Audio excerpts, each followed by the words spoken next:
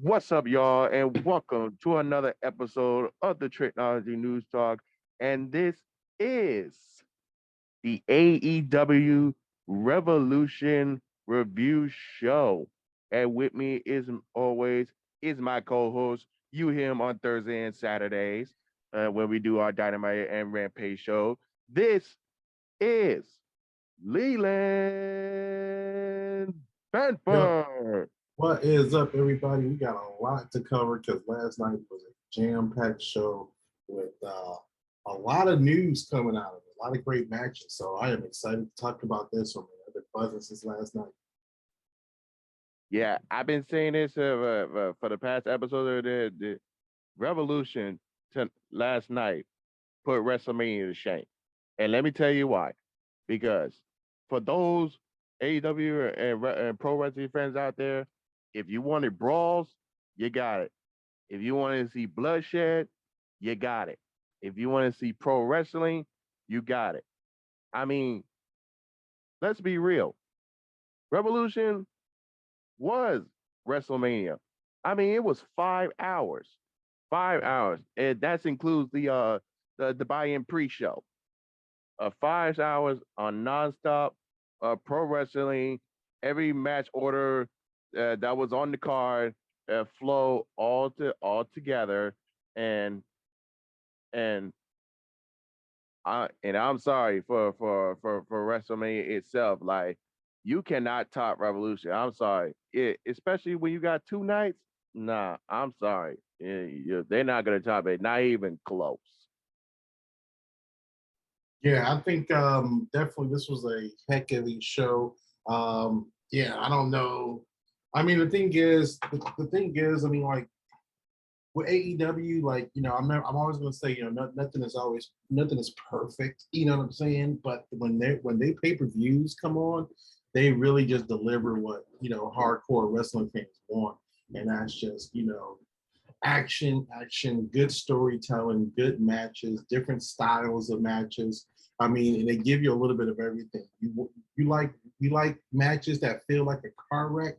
Well, we got that. You like technically sound matches? You got that. You got stories that just tell a match that tells a really good story. You got that as well. So I mean, the way they do their booking is just it's just one of those things that as a hardcore wrestling fan, you just appreciate because it's just giving you what you want.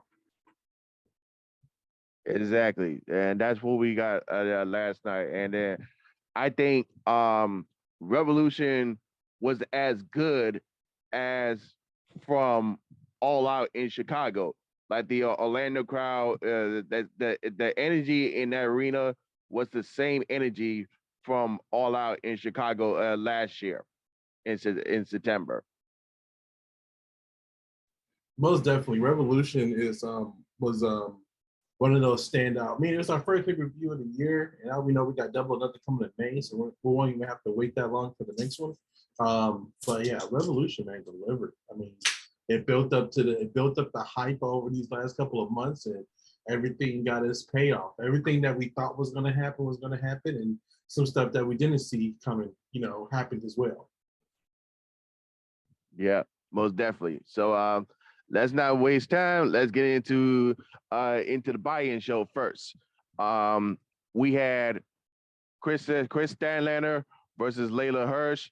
This lasted 10 minutes. This is pretty good.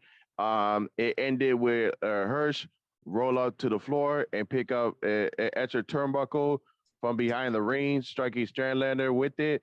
Then she landed a step up lion salt for the win. And after the match, Red Velvet ran down to check on Stanlander.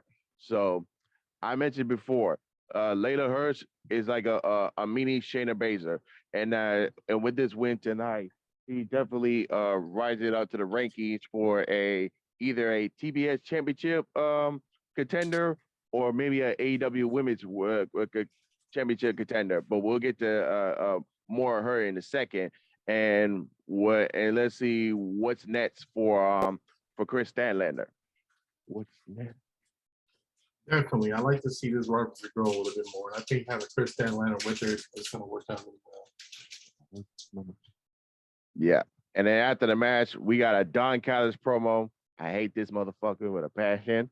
But he's good on the mic. But you can't argue with that.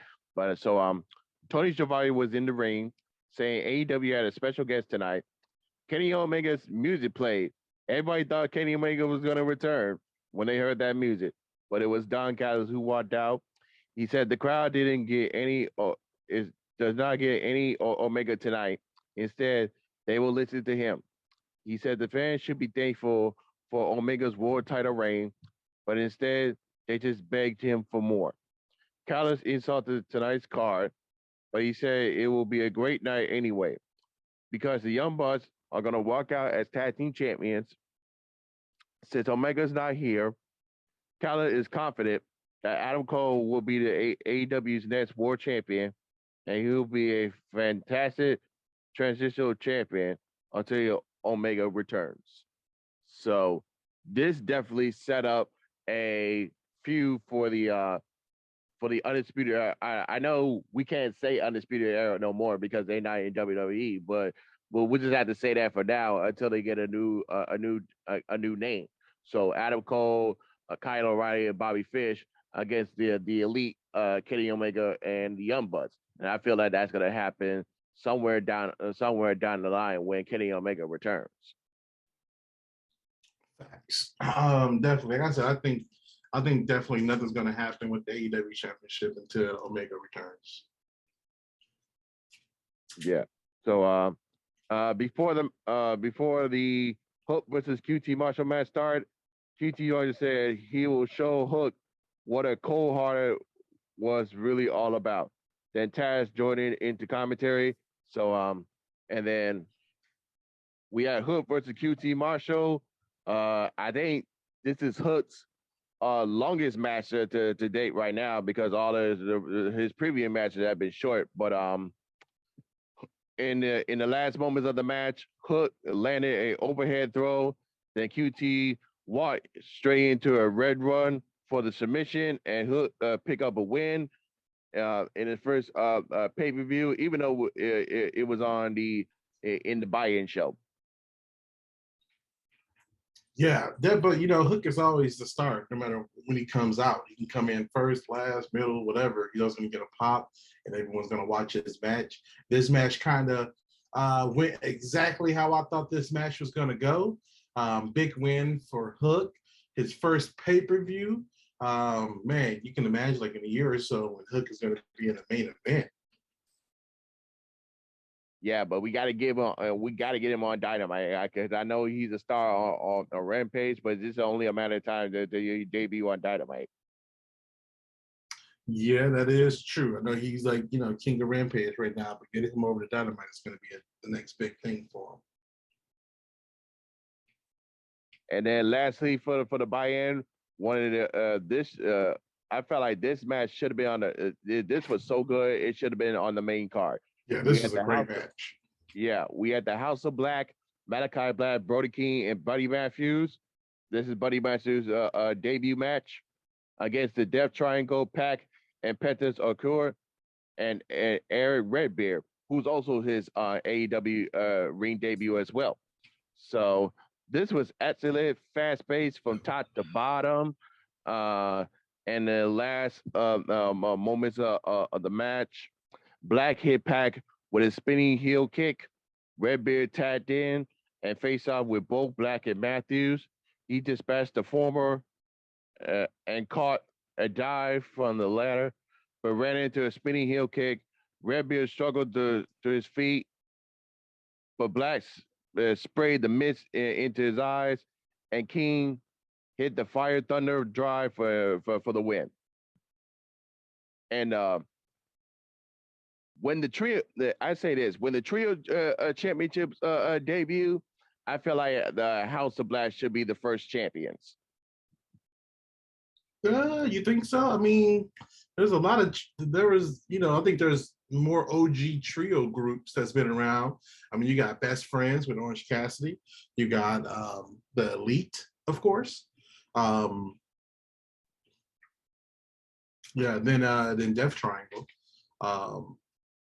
But House of Black, I mean, I guess at the same point in time, they're so dominant looking, like they just look like money.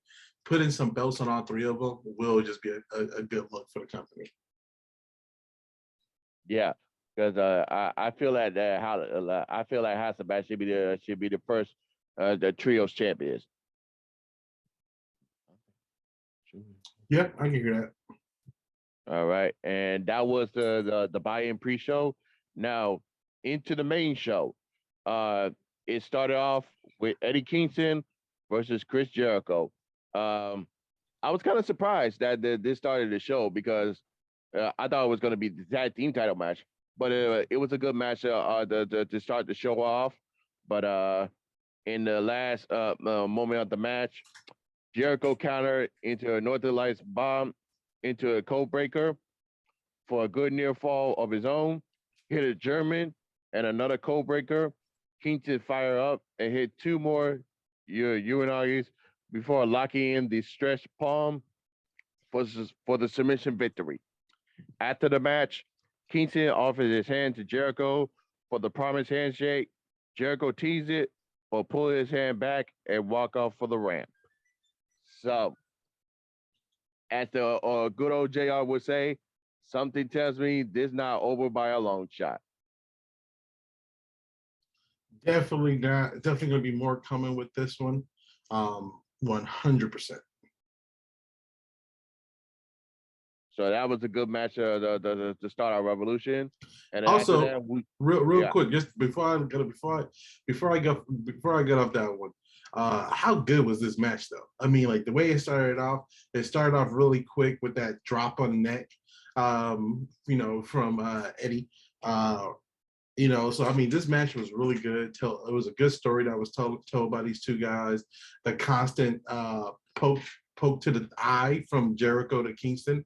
I mean, this match was really good. I did not see it come like that. I think you had Eddie to win, right? yeah. We all had Eddie Kingston to take the win. See, I had Jericho to win, but he would still give him the handshake. That's how I thought it might finish. That Jericho was going to win, but Kingston would have earned his respect. I did not see Kingston winning and then still no handshake. So that's interesting. Yeah, and the Jericho showed a lot of heel tactics in the match, but overall, this was a good match to start a revolution. And next up, we had the AEW World Tag Team Championship, the triple threat match with Jungle Boy and Luchasaurus versus Red Dragon, Kyle O'Reilly and Bobby Fish versus the Young Bucks, Matt Jackson and Nick Jackson. So just like the 6-man tag in the pre-show, this was excellent. It was all out action. It benefited the storytelling between the Young Bucks and Red Dragon. So and then going into the final moments of the match, the Bucks win more bang for your buck. But Jungle Boy counter and hit the German. Luchasaurus then landed a step up drive for the pile. Matt rolled up Jungle Boy for a close near fall, but then Jungle Boy and Luchasaurus hit the Jurassic Express for the win. So I knew that Jurassic Express was not losing the title anytime soon because, like I mentioned before, this was all just a storytelling between the Young Bucks and the Red Dragon, and let me say this: they almost stepped into the kiddie pool here. Let me explain this. So they almost stepped in the kiddie pool of Bruce Pritchard of the storyline of Can They Coexist? So I felt that a little bit in there between Red Dragon and the Young Bucks with this whole storyline. Can they coexist? No. We know that it was not going to because the tag team title was on the line. And that these guys are going to have a match down the line between themselves. And that includes Adam Cole and Kenny Omega in the midst. So and like I said, the Jurassic Express they was not losing the tag team title soon. But if I see the next contender for Jungle Boy or Luchasaurus, it would definitely have to be Santana Ortiz for the next challengers. I think that'd be a good one. This match, definitely, I liked it to see. I like, that can they coexist thing. I mean, we all knew that it was eventually going to boil down. I mean, and it boiled down right after the first pin, right after Red Dragon tried to pin, and Young Bucks like, yo, like, what are you doing? Or I think Young Bucks tried to pin and Red Dragon put him off. So I mean, you knew that it was going to break down. But again, how good was this freaking match? Like, this match just ramped everything up. Seeing some incredible spots from these guys, and the Young Bucks always. I like when the Young Bucks just get in their zone and they're calling plays and they're setting things up and they're just executing these big moves off the ropes and balancing everything. And then Kyle O'Reilly is just hilarious to me, man. He's just a noodle dude. Like, he just goes to noodle mode where his whole body just gets loose. But he's such a good striker. He's a really good thinker in the ring. Bobby Fish is too. And then Luchasaurus, I mean, MVP of that match was Luchasaurus. He did some incredible stuff, some stuff I haven't seen him do before in that match. So big shout out to Luchasaurus. I really did think that the Young Bucks had a chance of winning this one. But Jungle Express did just get the tag team championships. I didn't see them dropping it no time soon. But I mean, arguably, most definitely. Luchasaurus definitely put a great performance, and same thing for Jungle Boy. Yeah. And like I said before, they retained the titles, and so that moves them forward for getting a next contender for the tag team titles. And like I mentioned, it's probably going to be Santana Ortiz down the line, going into Double or Nothing. And we also going to see a rivalry between Red Dragon and the Young Bucks down the line soon, going into Double or Nothing. But other than that, this triple threat tag team title match was great from top to bottom, and it was really excellent. 100%. And Jungle Express just beat two of the best tag teams in the company. Oh yeah. And so Taz joined in the commentary for the next match. Was the face of the Revolution ladder match with Wardlow, Keith Lee, Christian Cage, Orange Cassidy, Ricky Starks, and Powerhouse Hobbs. I will say this: this one was much better than last year's face of the Revolution.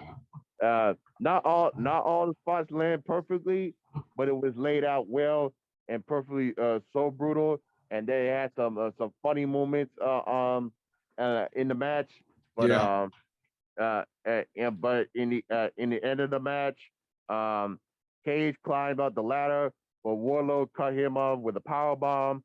Warlow boss jumped his way up to the ladder bridge, and powerbomb starts into it. Warlow then climbs and unhooked the Sonic Brass Ring for the win. And we all knew Warlow was going to win this. We all guessed it. That was no doubt about it. And this does not hurt Keith Lee. It doesn't hurt Christian Cage. It doesn't hurt Orange Cassidy. It doesn't hurt Powerhouse Hobbs. None of these guys. It's just a matter of them trying to shine in the face of the Revolution, and we all know that Warlow was going to win this. Yeah, I think we all saw Wardlow winning this one. I did want to see that three big man battle. They never really let it out, fully. Cool spot at the top of the ramp where Powerhouse Hobbs and Wardlow pulled the ladder separately, so they each had a piece of it. But no, Keith Lee looked good doing the double jump over the two smaller guys. I think Ricky Starks had a pretty cool moment where he did that spear through the ladder. I think he hit Christian Cage with it. Christian Cage kind of was like I think he was just kind of like there. You know what I'm saying? Like, I didn't think he had a chance to win or anything like that, but he was just kind of there. But yeah, we all saw Wardlow winning this, but still definitely an entertaining match. The great spot with Powerhouse Hobbs and Wardlow holding the ladder up to let Orange Cassidy do the flip up and try to get the orange thing. And we had a cameo from Danhausen, who is now in every Orange Cassidy match that we see. Does he not wrestle? What's happening with Danhausen? Is he not cleared yet to wrestle? I don't think so. He just there to do like every cameo appearance that he can until he gets a official debut match. But yeah, Dan Hensley made an appearance in the match and cursed Ricky Stars. And you guys, if you know or did not know, Dan Hensley is friends with Orange Cassidy. So like I said, there was some funny moments in the match, and Dan Hensley was that one of those funny moments in the match. Definitely, definitely. A lot of good comedy moments in this one, but also a lot of good action. Oh yeah, and Warlow picked up a win. There was no doubt about it. So he gets a TNT the championship match on the St. Patrick's Day Slam edition of Dynamite, which is on March the 17th, I believe, on that Wednesday in San Antonio, Texas. So he gets the winner of the Sammy Guevara and Scorpio Sky TNT Championship match in the upcoming the Dynamite show this week. So this is going to be very interesting to look forward to in the coming weeks. So after the match, Tony Schiavone introduced Shane Swerve Strickland as the newest AEW member to the edition, and he listed Swerve that they listed him as Swerve Strickland in the graphics. So Swerve came out and signed the contract. So Tony Schiavone walked into AEW, and Swerve had a question for everyone: whose house this is? It's Swerve's house. Yeah, I mean, he came out with all the swag in the world, came out with, he just looks like a star, man. He looks like a celebrity, like he can be in movies, man. So I think having this extra swag to the roster is it's a good thing. Hold on. What's that? Wait, come on.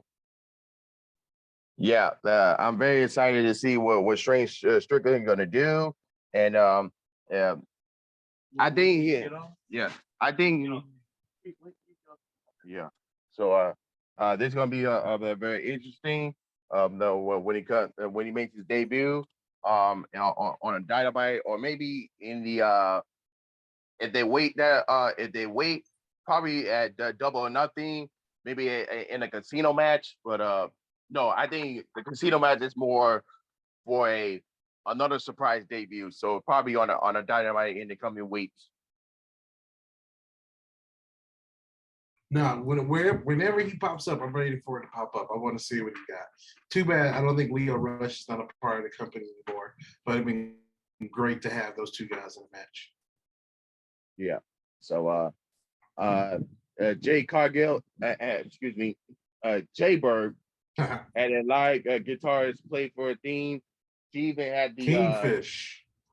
Yeah, she even had the Jay outfit for Mortal Kombat. Yeah, catch that? Yes, sir. Yes, sir. And I'm gonna let you go ahead and talk about it, but I was so confused for the start of this match. Yeah. So Jay Cargill defended the TBS championship against Ty Conti. It was kind of chunky and deserved, but they came out like stars. It felt like it felt high energy for the most part, but in the last moment of the match, a distraction from Energy. I like Conti to hit the straight power bomb for the two. Conti climb up for the ropes, but Jade stopped her in her tracks and hit the Jade for the win and retain the title. So I think she's 29-0, and Jade's been getting a lot of better, man. But especially with Brian Dennison helping her out in training. So she'll be doing a lot of good, especially with her working with Ty Conti. So this was if like I said, it felt a little clingy at times, but the end of it was a pretty decent match. Yeah, I think where Jade struggles the most is taking bumps and making the bumps look good. Her offense looks good, but like when she has to do anything other than strike or grab or slam, it just looks chunky. Like I feel like she's still kind of getting comfortable with, landing and getting tossed out the ring, and some of those kind of like basics, I feel like she's still definitely getting comfortable with. But her offense looks really good, and that's what I think keeps her going. Her offense looks really good, but very confused by the kiss in the very start of the match. I mean, bell rings, Jay grabs Ty, and just lands one right on her. What was that about? Not sure. But did it throw Ty off her game, or I don't know. Then I was thinking, I don't think Jay from Mortal Kombat does any kind of kissing animations, or is that a part of her fatality? I couldn't think. I just know she has that stick. So not sure what that kiss was about. But do want to say Jay looked incredible as always. I like that she's going with this green gimmick. People keep calling her green, so now her hair's green. She's wearing a lot of green. So I like that she's leaning into that to get the just to troll the fans or troll, her haters even more by just showing up in on green. So still 29-0. Didn't think Ty was going to take it, but this was definitely it's exactly what I thought it was going to Yeah, like I said, it was a pretty decent match. So this goes to going into the Owen Hart Women's Cup. So and we all know the final is going to be in Double or Nothing. So that Orange Cup got to have a some kind of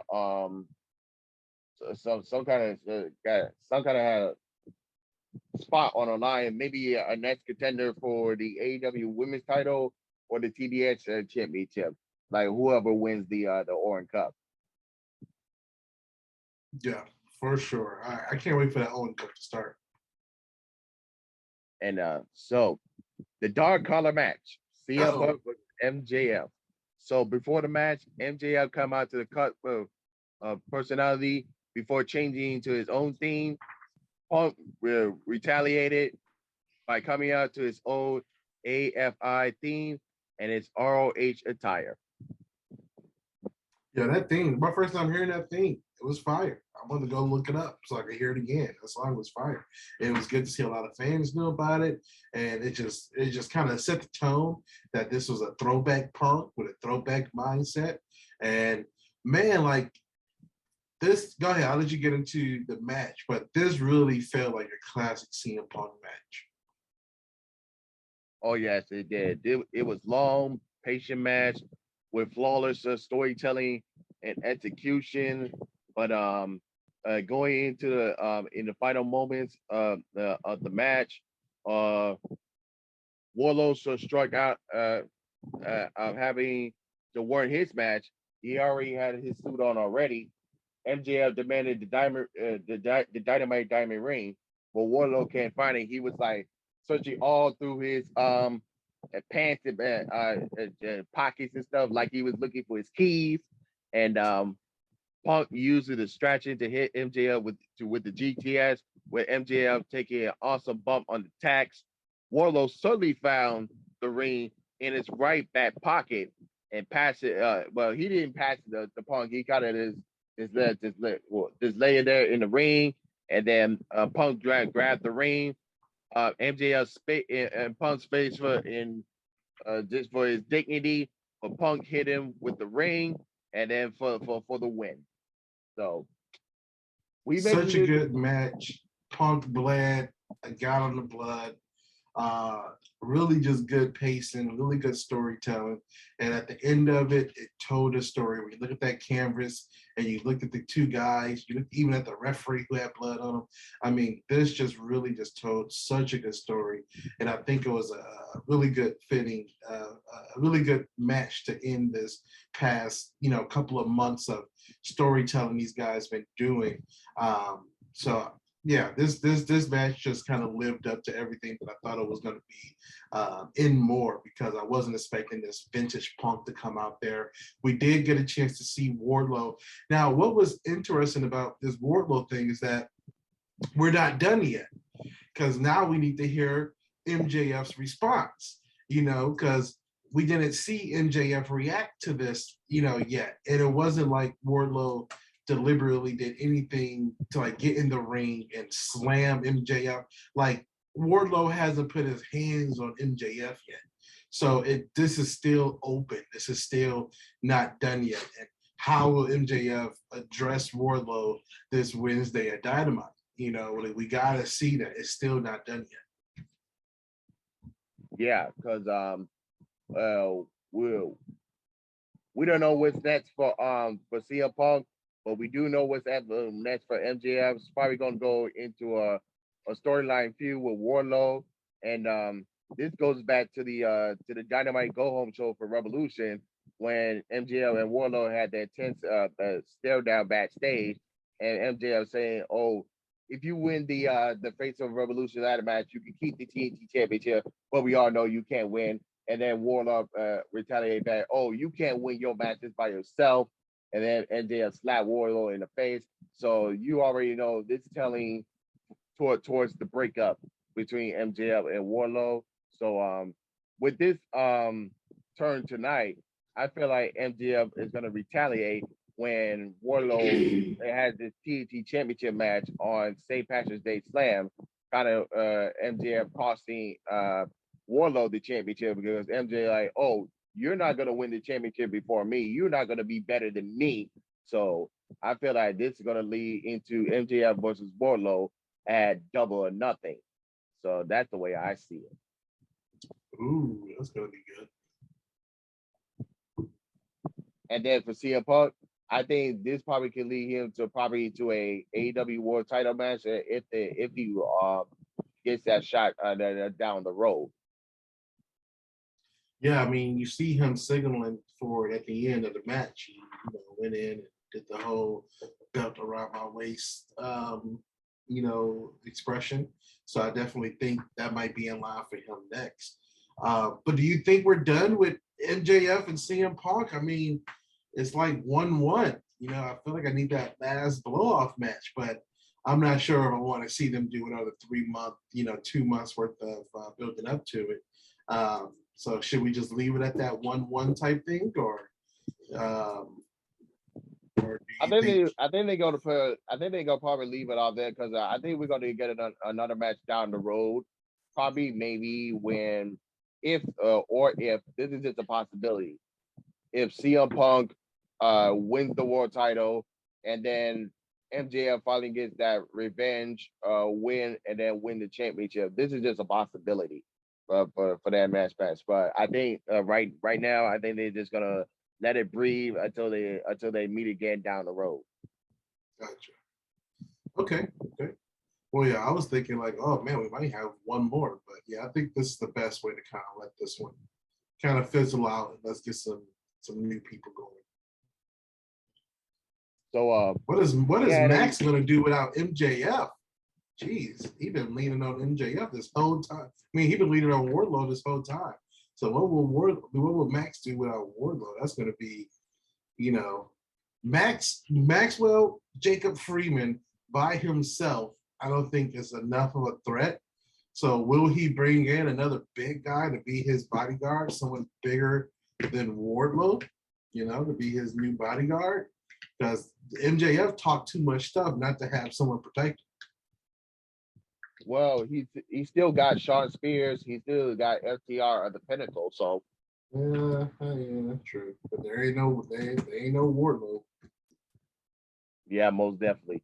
But we had a new AEW Women's World Title belt debut tonight as Britt Baker defended the title against Thunder Rosa. It wasn't that all that great I expected, but this gives a little tease what's next to come. But we'll get to that in a second.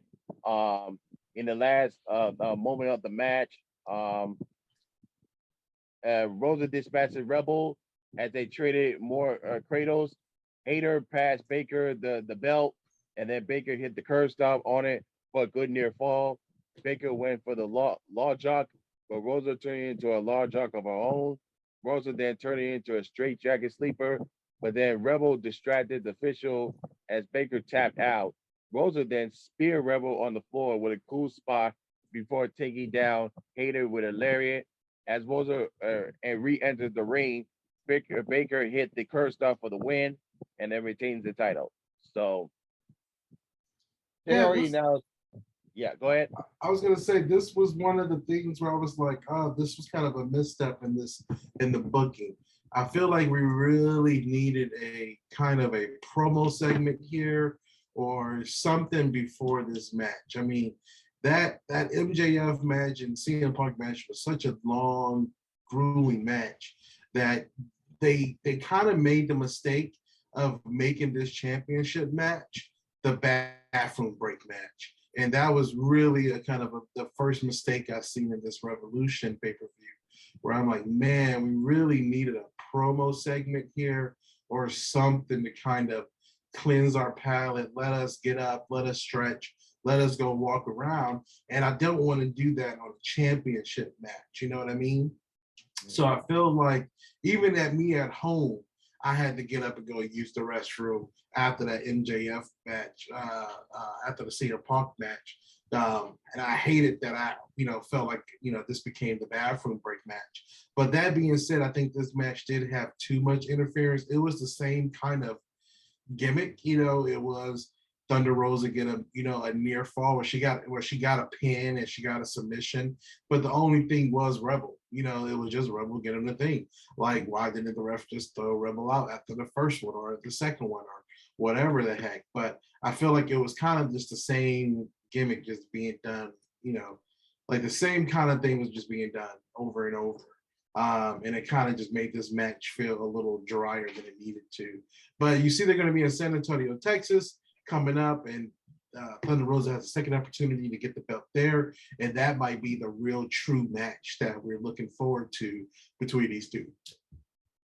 Yes, you definitely said it there because they already teased a AEW Women's Championship contender match between the Rosa and Layla Hirsch on this coming Dynamite. So you guys already know what's leaning there.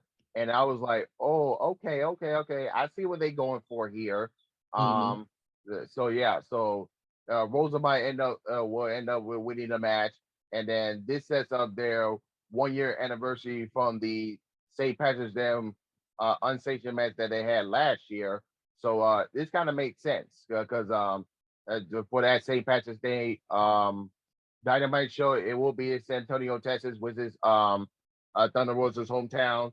And if they want to go all out, like I said before, do the steel cage match, have that be the main event of the show, and so that way Rebel and Jamie Hayter cannot interfere. So that's the way that should go. And then ending with Rosa being the new champion.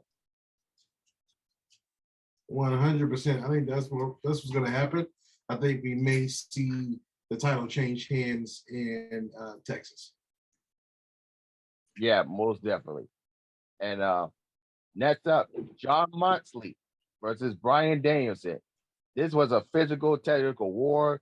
The crowd was clearly well, it was kind of tight at some point, but they were still into the match, which was limited to the match ceiling. But still, it was a fantastic work, entertaining from start to finish. Even the post match was awesome, but we'll get to that in a second. But in the last moment of the match, Danielson locked in the triangle sleeper, but Moxley fought out for a long time and then rolled up Danielson for the trap pinfall for the pinfall victory. And then after the match, Danielson got in the official space before he and Moxley brawled. Security came out to break them apart to no avail. And then before you know it, William Regal, a mentor to both of these men, walked out and tossed some sense to both of them. He gave Moxley and Daniel each a hard slap before they're demanding them to shake hands, and they did shake hands. Then the crowd was like all excited for that because we are getting a super team, the AEW's version of the two-man power trip between John Moxley and Bryan Danielson. So, and I feel that Rio Regal is going to be their manager and their mentor. So, what do you think about that? Dude, listen, first off, the match was great. I think Brian had him, had him most of the match. Like, But Moxley was still able to be, vicious. But Moxley was kind of getting his butt whooped for a second. But the great moment on the outside of the ring where they both punch each other and they both came up bleeding. But when William Regal came out, man, oh man, that first off, he just looks right there. And also, this whole show kind of felt like a NXT takeover show from like a couple of years ago when Regal was kind of, running everything. So this whole show felt like a William Regal show to begin with. So to see him come out there in the way he got into Moxley's face and made sure to get some of Moxley's blood on him, he just felt like a silverback gorilla coming out, smacking these other two studs and saying, "Hey, get in line."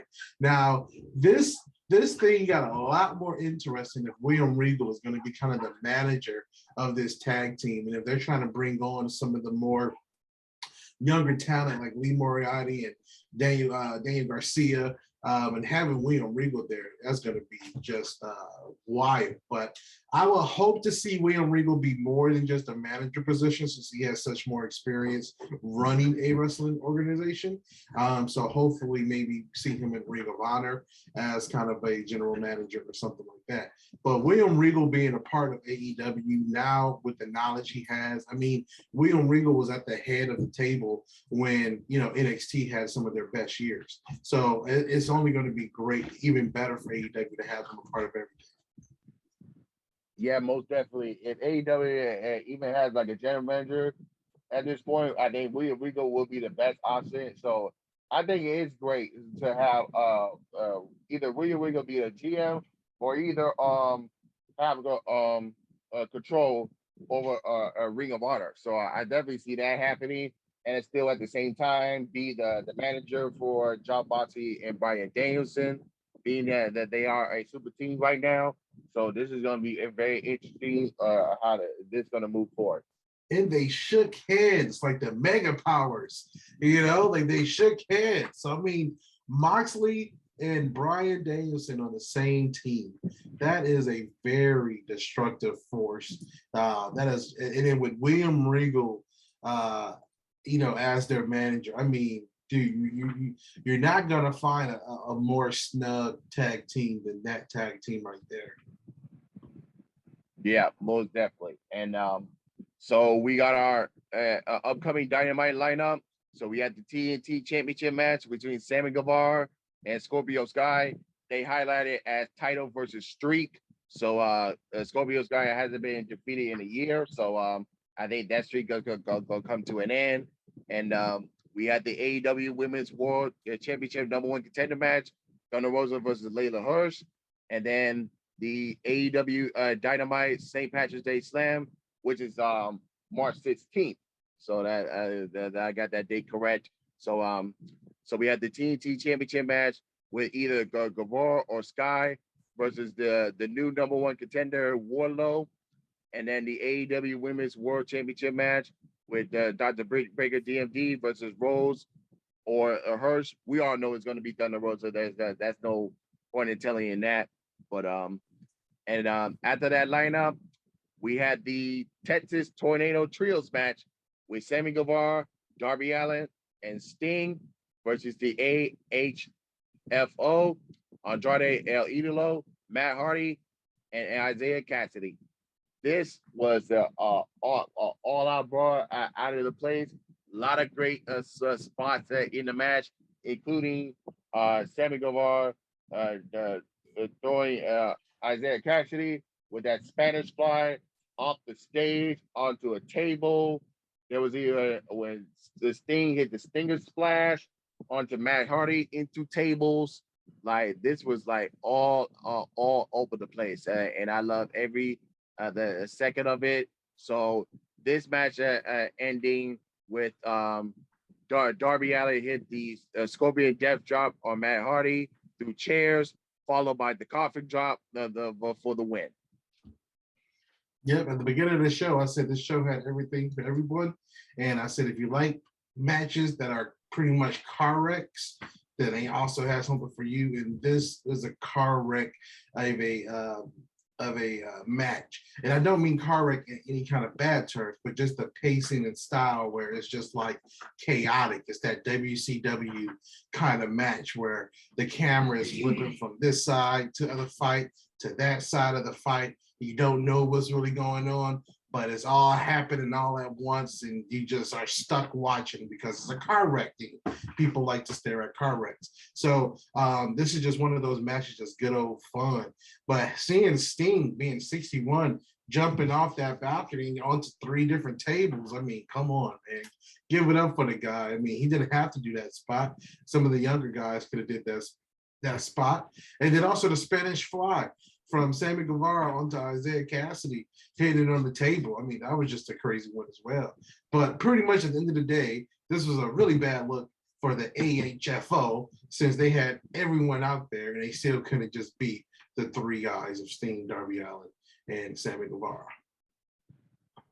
Well, at least Andrade didn't take the pinfall here, so he still looked good at the end. But this is just set up for Matt Hardy to kind of get away from the HFO, and then just waiting for his brother Jeff to come in and reunite the Hardy Boys. That's the way I see it. They were going to have dream match season because, I mean, when the Hardy Boys get back together, everybody and their mama going to want to be in a match with them. Yeah, most definitely there. So, but I do believe that we're still going to get a Darby Allin and Andrade feud still going after this, probably at Double or Nothing.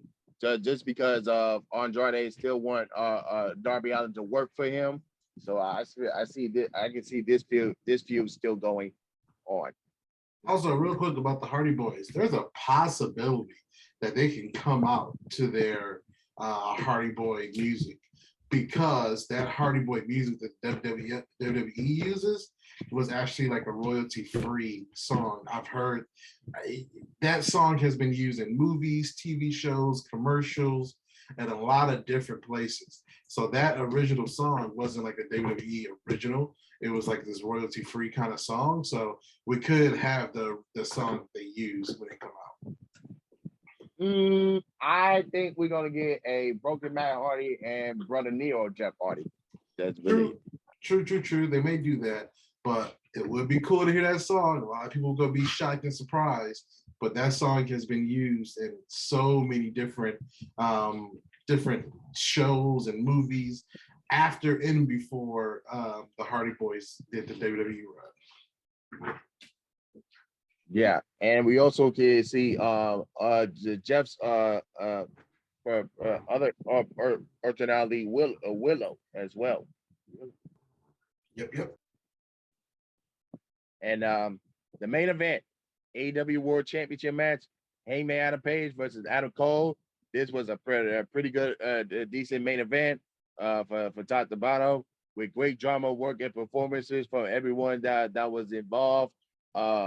Red Dragon got involved, Dark Order got involved in the match, but in the final moments, Page used his belt to tie Cole up to the ropes, like Adam Cole tied up duct tape Page in the Go Home show of Dynamite, but just as Cole had done to Page that Dynamite on that Wednesday Go Home show, he laid in repeat thrust kicks before running into one from Cole, who freed himself.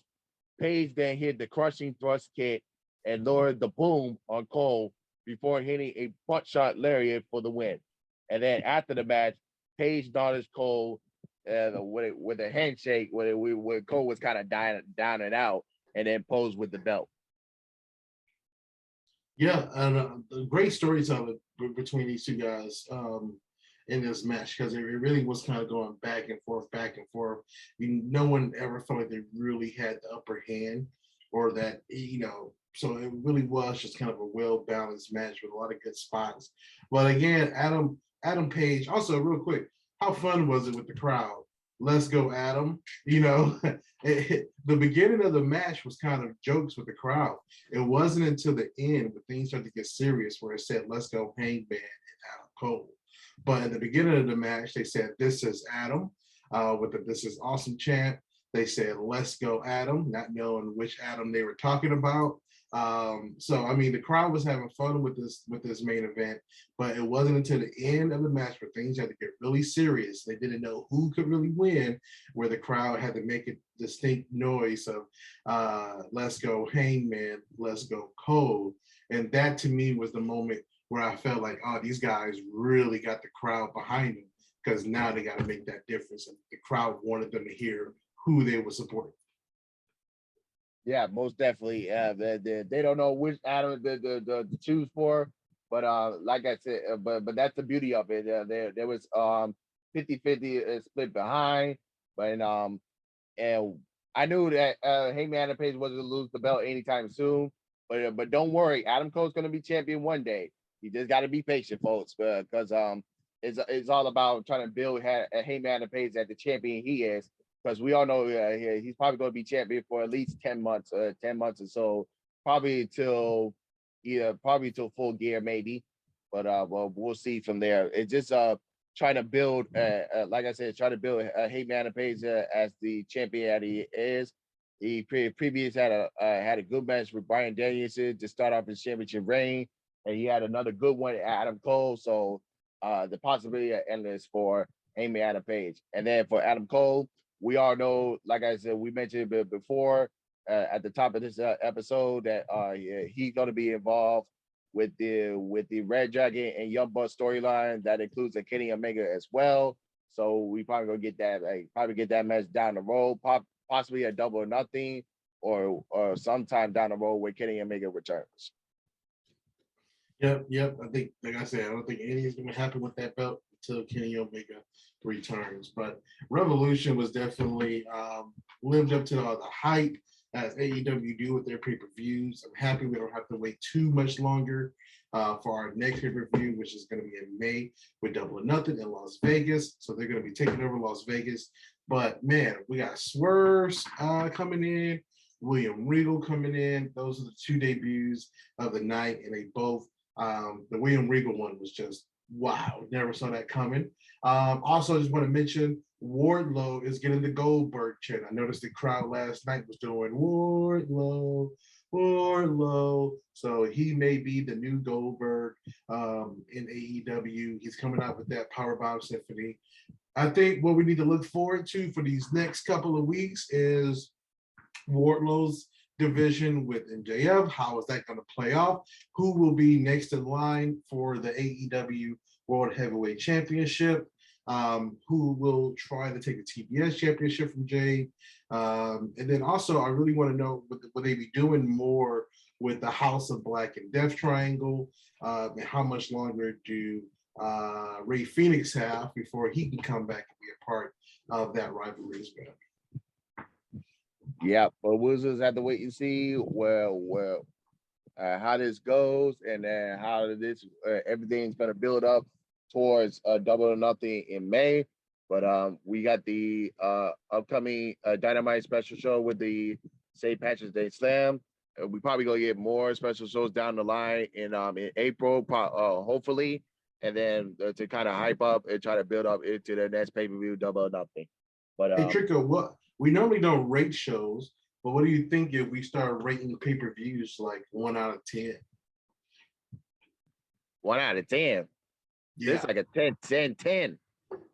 Yeah, it was a good show. I give it a 9, only because they made me go to the bathroom on a Britt Baker match, and that's a women's championship match. That was my only issue with the booking, is that there should have been a break in between the CM Punk and the Britt Baker match. But so I'll give it a 9 for Revolution. But still, what a heck of a show. Definitely delivered on all ends.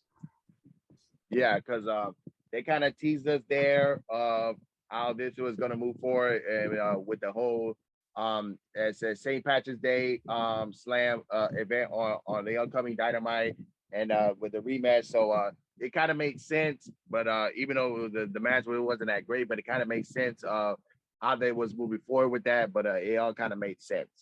But yeah, so this was a great show. This is definitely going to be better than WrestleMania. Like I mentioned, this is AEW's WrestleMania, to say. So, but other than that, any final thoughts before we wrap up? No, man, I'm looking forward to Dynamite. I want to see how this all plays out. What's the blow? What's the the blow off after Revolution? All right. And other than that, he is Leland, and I'm Trico, and we're signing off. Peace.